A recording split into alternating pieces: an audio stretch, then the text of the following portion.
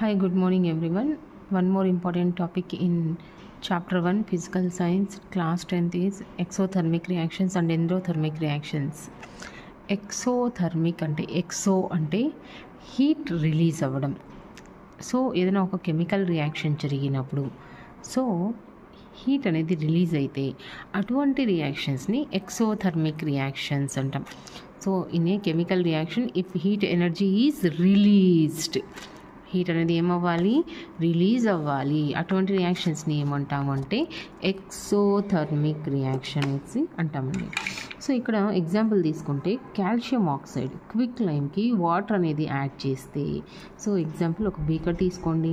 ఒక బీకర్లో వచ్చేసి ఫస్ట్ ఏం తీసుకోవాలి, సో కాల్షియం ఆక్సైడ్ అనేది యాడ్ చేయండి. కాల్షియం ఆక్సైడ్కి కొద్దిగా వాటర్ అనేది యాడ్ చేసిన తర్వాత ఈ రెండు మిక్స్ అవుతాయి కదా, రియాక్ట్ అవుతాయి.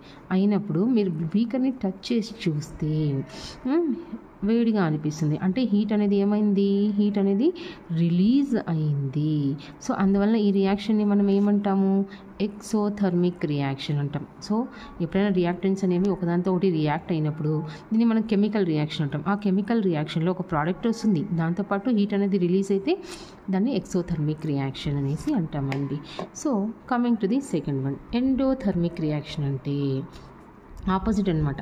అంటే ఏదైనా ఒక రియాక్టెంట్ అనేది కొత్త ప్రోడక్ట్స్గా ఫామ్ అవ్వడానికి మనం ఏమి ఇవ్వాలి అంటే హీట్ ఇవ్వాలి, లేదా లైట్ ఇవ్వచ్చు.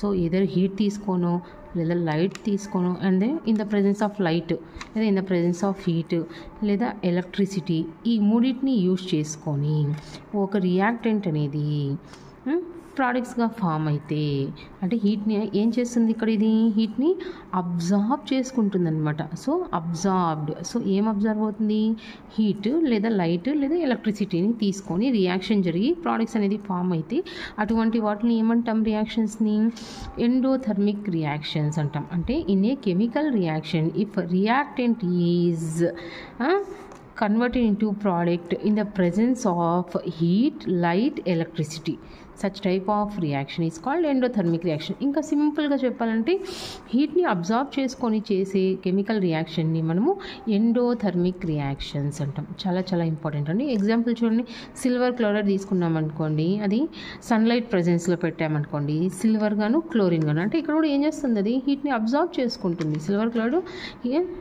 హీట్ని అబ్జార్బ్ చేసుకొని సిల్వర్గా క్లోరిన్గా విడిపోయింది. నెక్స్ట్ ఇంకొక ఎగ్జాంపుల్ తీసుకుంటే కాల్షియం కార్బోనేట్ అంటే లైమ్ స్టోన్ అంటాము. ఇది కూడా వేడి చేస్తే టెస్ట్ ట్యూబ్లో తీసుకొని హీట్ చేస్తామనుకోండి, ఏంగా కన్వర్ట్ అయింది చూడండి, కాల్షియం ఆక్సైడ్ గాను కార్బన్ డైఆక్సైడ్ గాను విడిపోయింది. అంటే ఇవి రెండు కూడా డికంపోజిషన్స్ రియాక్షన్ అండి. డికంపోజిషన్ అంటే ఒక సింగిల్ రియాక్టెంట్ రెండుగా విడిపోయింది, దాన్ని డికంపోజిషన్ రియాక్షన్ అంటాం. So this is an endothermic reaction. So ఏంటి సింపుల్గా, ఎక్సోథర్మిక్ అంటే హీట్ని రిలీజ్ చేయాలి, ఎండోథర్మిక్ అంటే హీట్ని అబ్జార్బ్ చేసుకోవడం వల్ల రియాక్షన్ జరుగుతుంది. దట్ ఈస్ వాట్ అండి. Thank you.